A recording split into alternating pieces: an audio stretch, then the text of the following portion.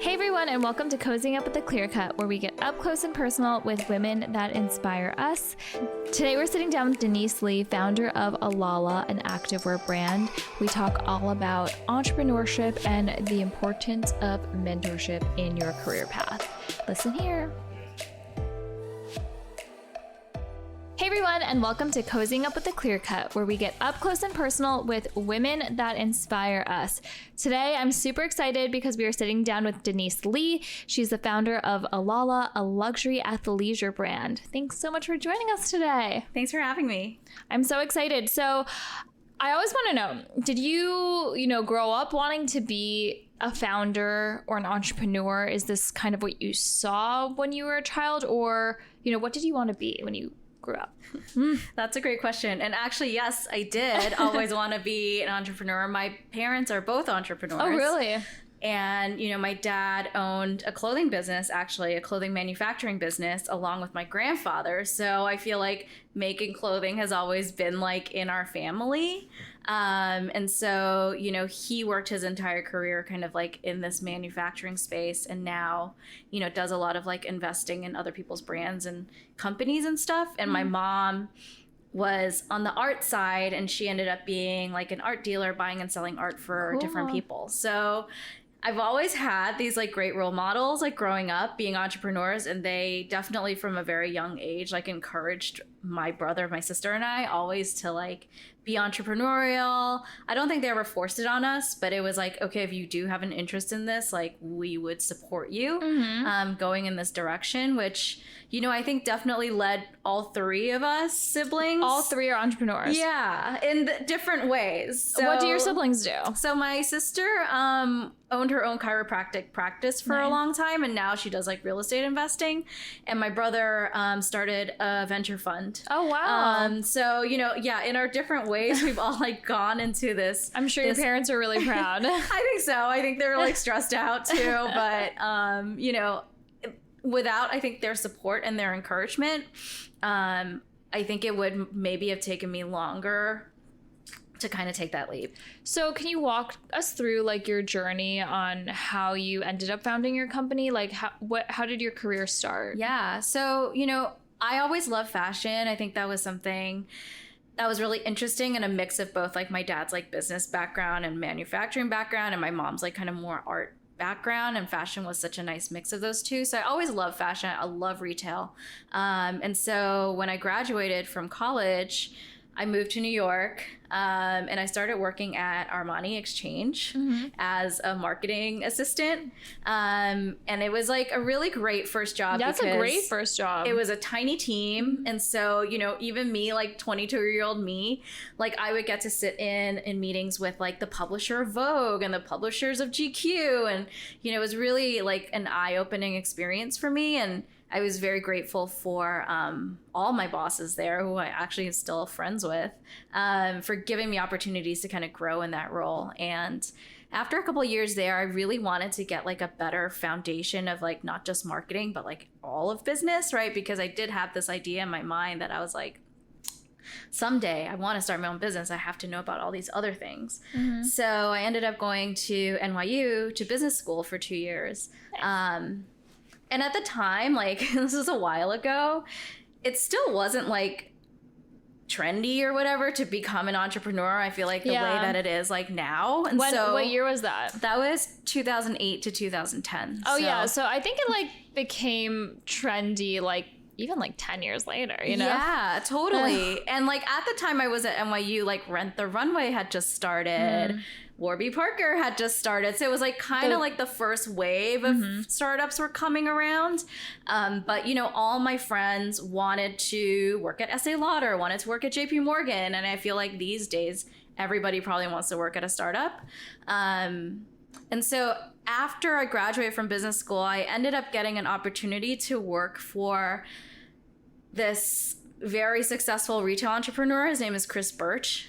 He started Tory Burch with Tori, his ex-wife. They were married at the time they started it. But, he had this wealth of building brands background, wealth of fashion background, wealth of like investing in consumer brands background. And at the time I worked for him, he was actually like starting to build like multiple brands at the same time, as well as, act like a small family office and invest money into other people's brands. So for me, it was actually a really interesting experience to kind of interview and get that job, just because the job posting that came around, it actually came through NYU. It was like super vague. Yeah. It was like, looking for, an associate was what it was called. An associate to do this, and this. And I remember I was like, oh my God, this sounds really interesting. And I did some research and I was like, wow, like this guy is both an entrepreneur. He wants to do fashion. He wants these build global brands. I was like, but all my friends were like, what is this job? They're like, why are you doing this? Like, it sounds like you're going to be like an assistant and getting people coffee all day long. And I was like, you know what? I don't know, but I'm going to do it, you know? And it was like, I felt like it was just very, it was like almost meant to be in a way. And so I worked for Chris for 3 years. During that time, like I was exposed to the investment side, like looking at deal flow coming through all the time, but then also helping him build these brands. So, we would go to China every 6 weeks to go see factories. Every 6 weeks? Every 6 weeks. Oh my God. For a whole year, I went to China every 6 weeks. That's crazy. Insane. And he would only let me pack a carry-on. And so I was like, and fly economy. So it was a very grueling time working for him, but I also learned like so much. And I think if, you're in a position to be in one of those roles where like you're exposed to that, I got to meet so many like entrepreneurs, CEOs, like, celebrities, like everybody wanted to work with Chris or, interact with him in some way. And so you absorb so much in those situations and in those environments. And obviously learning from Chris himself was also like, an experience that is priceless at this point. So while I was working for Chris, I was also wanting to do a couple triathlons. Oh my God, for the first time. Yeah. Which I was like, I gotta cross this off my bucket list. While you're flying to China every 6 weeks. It was crazy. So I was like, I want to cross this off my bucket list. So my friends and I signed up for a triathlon.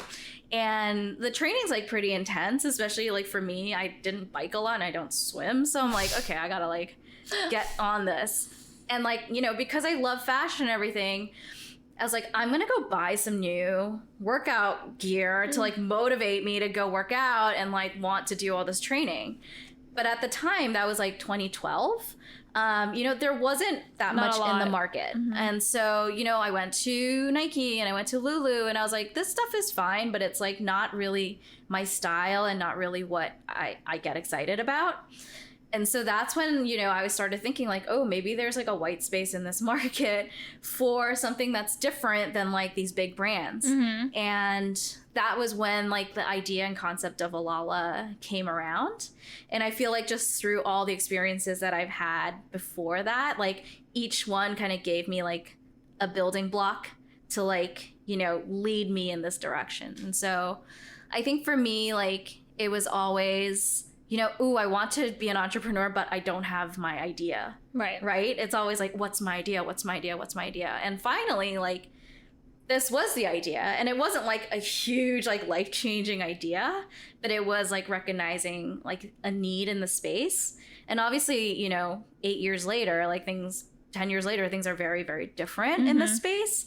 But, there's a lot of new brands popping up. So many new brands. I'm sure you can relate as well in the jewelry space. And so, but at the time, there was so much white space in the market. And we launched at the perfect time. And I think timing is really crucial because launching an activewear brand today is very different than it was when we launched. And so, we were able to kind of ride that wave and it's been 8 years on this journey now. Oh my God, that's crazy. So what type of brand did you set out to create that, you thought was lacking in the market at the time? Yeah. At the time, it was really about like, I think that idea of being able to have versatile pieces that you could wear all day. And it was also like, because had spent time in New York, because I love fashion, I wanted something that had more of that like New York City, like downtown style attitude. And you know, like a Nike or whatever, or Lulu is quite basic in its form. So that was the idea I had at the time. Something more fashion forward. Yeah. So what was the first step you took to start your brand? Yeah, that's such a great question. So I worked on my brand while I was still working for Chris for almost a whole year. Did he help you out? He has always been very supportive of me and has been a mentor to me in so many ways, just because we do speak the same language and work in the same industry. And so he has always helped me out, not financially, hasn't invested in the company, but just from a support and a mentorship standpoint, like, again, priceless and immeasurable, like the things that he's taught me. So I worked on the idea for almost a year while I worked for Chris. And the two things I did at first was, one, like really do market research into like whether this actually was a good idea and there was space in the market. And that takes a while, just like parse out all that research. And then I started working on finding a name and finding a trademark. So how'd you come up with the name? So the name Alala is actually the name of a Greek goddess, and it stands for battle cry. So I felt like it really reflected kind of like this idea of like women like really trying to, you know, at the time, again, like I think things are slightly different these days.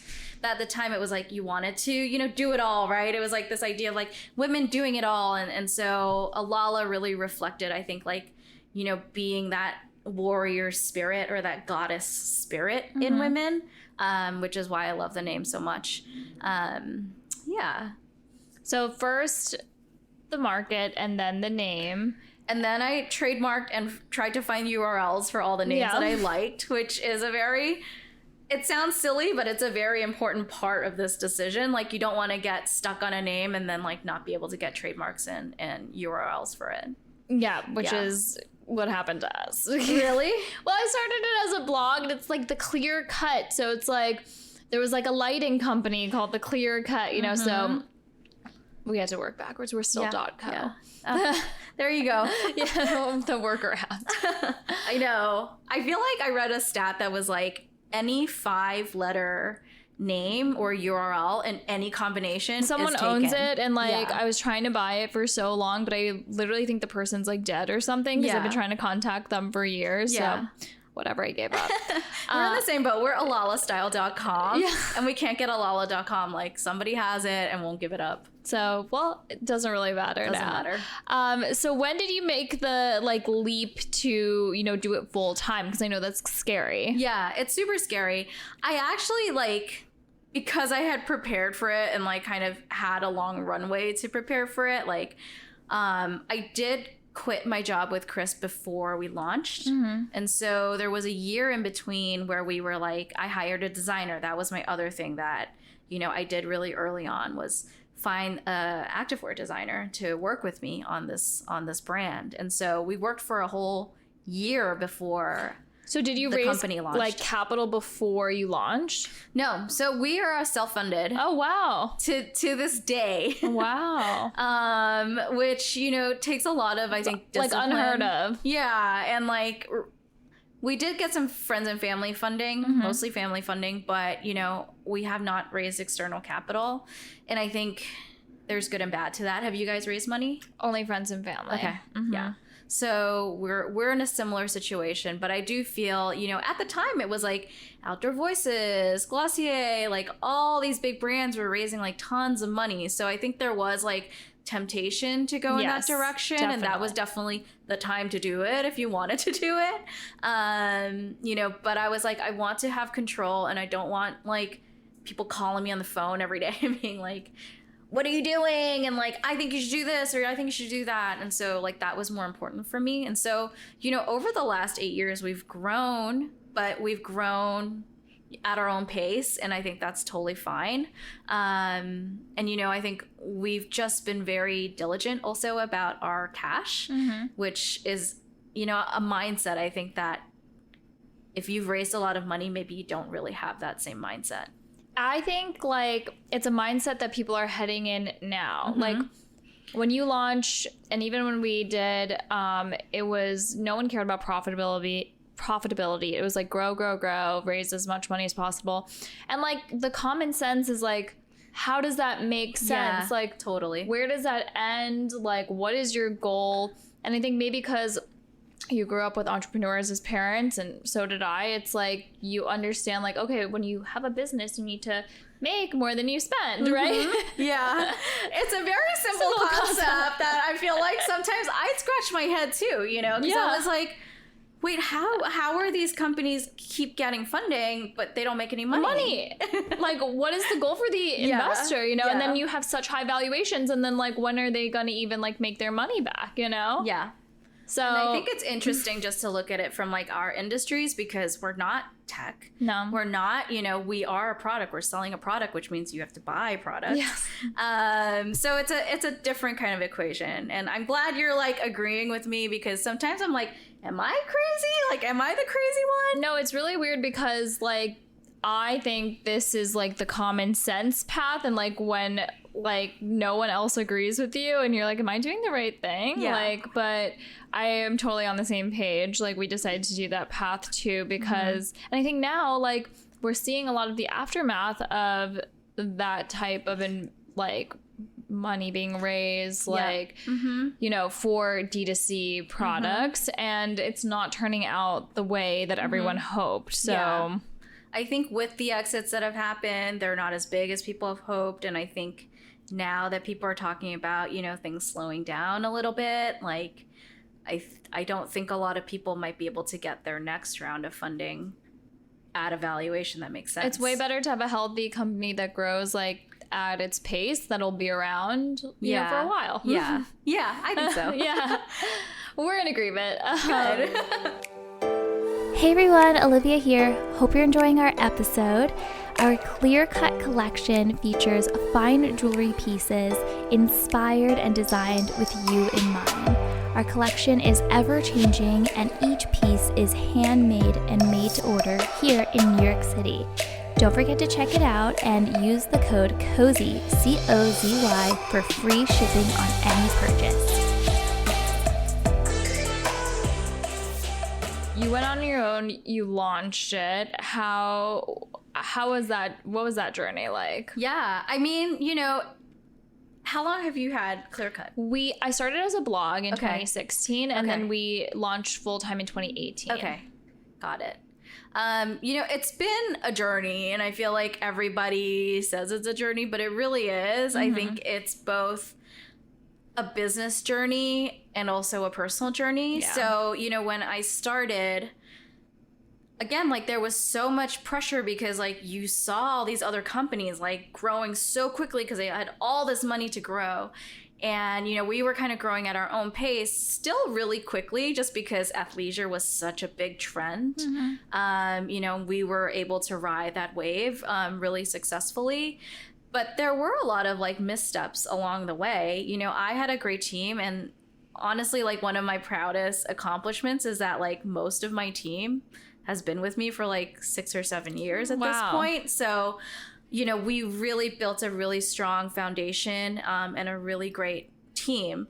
And so, but we were all learning together almost, you know, everybody was like around my age and they had experience in their own fields, but like maybe not as a startup, you know, or like as this new brand. And so, you know, there have been really high highs and really low lows, I feel like, you know. And one of the things that I really learned through this process was we were always omni-channel. So we did wholesale and e-com always, but we were much more wholesale at first, just because that's where the dollars were coming in. Like, you know, we've worked with everybody from Nordstrom to Bloomingdale's to, you know, Farfetch and like all these people. And so just learning that industry, because I didn't really have a lot of background in that, was really interesting and very challenging. And that's, I think, where, you know, sometimes I think for any like entrepreneurs or, you know, wannabe fashion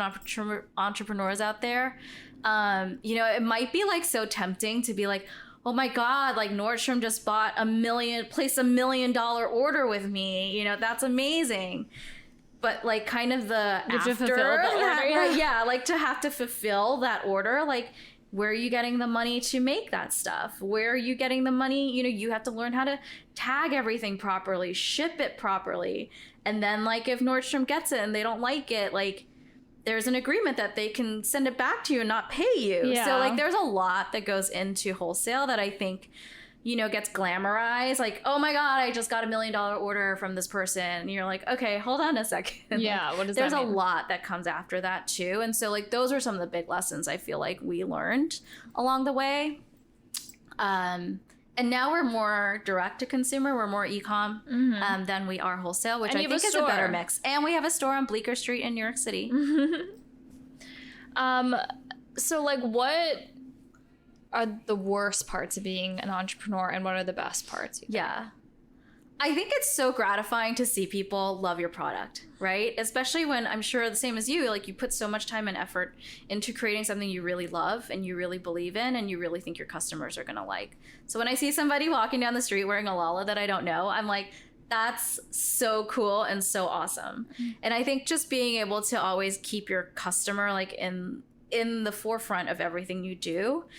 And, you know, getting those emails that are like, I love your brand. Like, I love how it makes me feel. Like, I love how I look in your clothes. Like, that's the most gratifying, the best part of this process. And I think the other great part is being able to nurture these girls on my team, these women on my team. We're all female team right now. And so being able to have them grow and develop with the brand is really, really cool. And I think the challenging parts are like kind of how it impacts you personally. And I don't know how you feel about this, but you know, I think for me, like being so type A, like the business, every time the business has a failure or makes a mistake, you feel like it's like something that, you know, really personally impacts you. So actually like part of my personal entrepreneur journey really was like getting more into like mindfulness, getting more into kind of my personal development and, you know, how can I manage all these external pressure and internal pressure because there's so much of it. And how do I kind of, you know, become a better person because of it? And so that's been a whole nother journey on its own, like trying to figure out what the best way to manage all of that is. And so what are some things that you practice or do that you've seen are helpful? Yeah. So, you know, it was really interesting in like early 2019.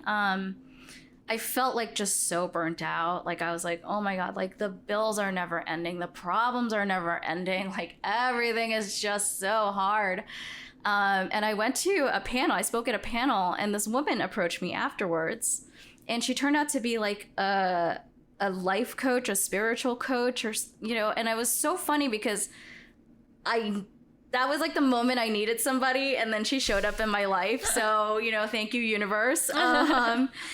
And she really taught me how to kind of break down all the things that I was feeling. You know, why are you so stressed about this? Let's break it down and let's understand like what's the root cause of things. And so she taught me a lot about meditation and journaling, but also like just, I think it's like, I've never been to therapy, but I think it must be like therapy that you're digging deeper into like the reasons why you feel the way you feel, and kind of healing those wounds. And so, you know, for me, it works really well through journaling. I like to write. But for other people, it might be meditation, or it might be movement, or it might be something else. And so, you know, I think no matter whether you're an entrepreneur or not, we're all on this journey to become like the best versions of ourselves. And so I think some of those tools are really helpful for that. I think it's really important to do that. Yeah, no matter if you're an entrepreneur or not, but especially, you know, if you have a lot, I think like it's such a privilege to do what you really love and like get to pursue it, but you also have so much stress and pressure because like people rely on you and you like can't just like throw in the towel and be like, peace out. Like I give up. Right. So I totally agree with you. I found journaling like really helpful. A lot of people say meditation is good, but I think I have like ADD. Like I can't just like sit down and be with myself. Yeah. But that's something I should probably work on. I think movement is another one that's like really helpful. So whatever that means for you, like if that's dancing or just taking a walk or going to a boxing class, like there is something very like, you know, base about moving, right? Yeah. That's what our ancestors did. And so, you know, I've always like read this thing where, you know, like when like a dog gets a shock or an animal gets a shock, they like shake it off. Like they shake, physically shake, because they're actually shaking like that bad feeling off of them. And so that's kind of what I think about with movement is like you just shake off whatever you're feeling that's like bringing you down. Oh, that's interesting. Yeah. I never thought of it that way, but that makes sense. So what like advice would you give to like a young woman who, you know, wants to start her own business, whether it's in fashion or anything else? So much. There's so much Key to takeaways. say there. I know. Two things, which I think are on different sides of the spectrum. One is I think it's important to do your research and really have confidence in your idea that it's actually a viable thing to do. Just because it, you know, there's so many brands out there, and I think it's really easy to buy into like this entrepreneur dream, right? And you're like, wow, it's so glamorous, it's so this and that. It's not, right, Olivia? I mean, you can agree with me, I'm sure. It's not all that. So I think, you know, if you have a really good idea that actually has legs and can become a business, like that's really important. You know what I mean? And if you don't, like, it might not ever happen. And so that's like the reality, I think, of like that side of it. But on the other side of it, I would also say like you should trust yourself. Like if you deep down inside like feel like this is going to work and you really have deep belief in yourself and trust your own intuition and gut, like that's something I found like that I didn't develop till like later in my entrepreneur journey. And at first, you know, I guess it's like, I don't know, like a flower in the wind or whatever it is, whatever that phrase is. Like, you know, I would listen to this person and listen to that person, listen to this person, because I thought they knew better than I did because they were an expert who had like 20 years of experience in whatever they were telling me about. And I was like, oh, well, this person said I should do this and this, but like, did it feel like that was the right thing to do for me? Like, maybe not, you know, and I should have just listened to myself. So I think there's like, it's a little bit of like, not conflicting advice, but like definitely two very important things that I think I would tell somebody. And to build on that, like, although you didn't raise outside money, like, how do you deal with people like criticizing, like when you had this idea as you're running your business, like, oh, you're doing this wrong or that wrong, or I think you should be doing this. Like, how do you deal with like outside criticism, or how do you like believe in yourself and keep like going, you know? Yeah. You know, I think again, like it comes down to your own personal like strength. I feel like, and I think it's important to kind of gauge who that person is. You know what I mean? I really like, and I've heard this on different podcasts and stuff before, like, don't take advice from someone who hasn't been there, you know, who hasn't done what you're doing, who doesn't have experience that you've had. And that's why, like, I honestly keep my advice circle very small. Everybody outside of that, like, sure, you could tell me what you want, you know, but am I gonna listen to you? Like, no. I'll accept it with grace and say thank you. But like, am I really gonna like, you know, think about that too much? Like, no. But if somebody that I really trust and admire and I feel like has more knowledge than me in this area, like, I will definitely like take their advice into consideration. But again, like, they don't know my business like I know my business. And so I do think, you know, at the end of the day, like, developing your own kind of way of thinking and your own philosophy on your business is something that will help you in the future. To shift gears a little bit, we are a jewelry company. So, you know, we love jewelry because, you know, you can have sentimental meaning, pass it down. Do you have any special pieces that, you know, mean something special to you, and why? Yeah, I have a little pendant that I wear around my neck. Has the name of my dog on it since I don't have kids. What's your dog's name? His name is Rudy. Oh, so I have a little little engraving that says Rudy on it. I actually need to get one for my other dog, but You are playing favorites right now. I know I am. Well, Rudy came first, so he gets the first piece of jewelry. But yeah.